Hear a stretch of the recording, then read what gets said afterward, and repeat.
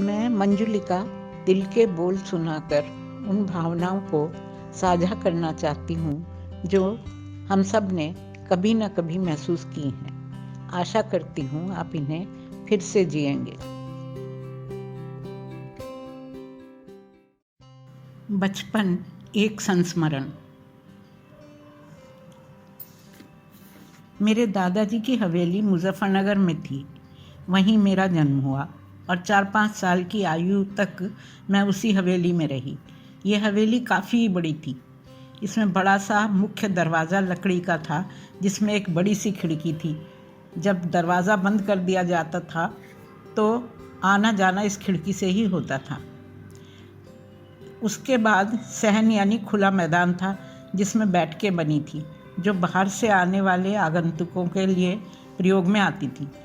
इसी में से एक बैठक में एक दादाजी किराए पर अकेले रहते थे। दादाजी गांव के वासी थे। बाजू वाली बनियान, धोती और पगड़ी में मुझे उनकी धुंधली सी छवि याद है।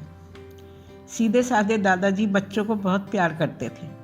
विशेष रूप से उनका मुझ पर बहुत स्नेह था क्योंकि मैं बच्चों में सबसे छोटी थी। वो मुझे अपने पास बुलाकर कहानियाँ सुनाते थे, राजा रानी की, परियों की, चिड़ा और चिड़िया की। शायद मेरी साहित्य में रुचि की नींव यहीं से पड़ी। मेरी माँ और पिताजी मुझे उनके पास जाने से नहीं रोकते थे। बस माँ कहती थी कि जब मैं हैंडपम्प का हत्था बजाऊं तब आ जाना। दादाजी की संगत का पूरा आनंद मैंने करीब 3-4 माह तक लिया।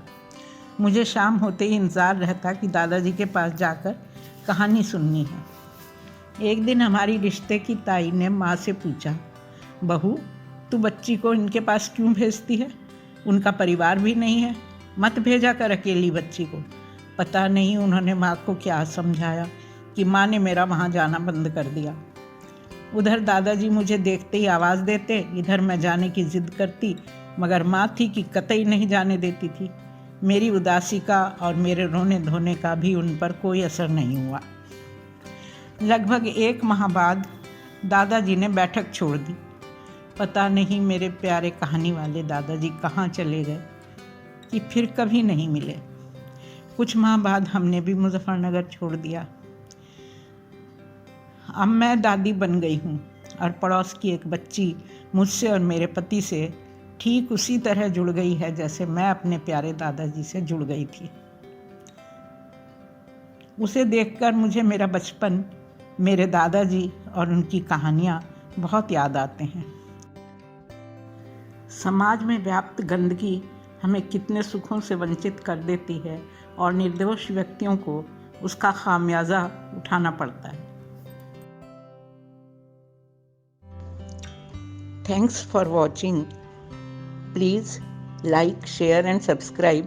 I am waiting for your valuable comments. Please give your comments in my channel.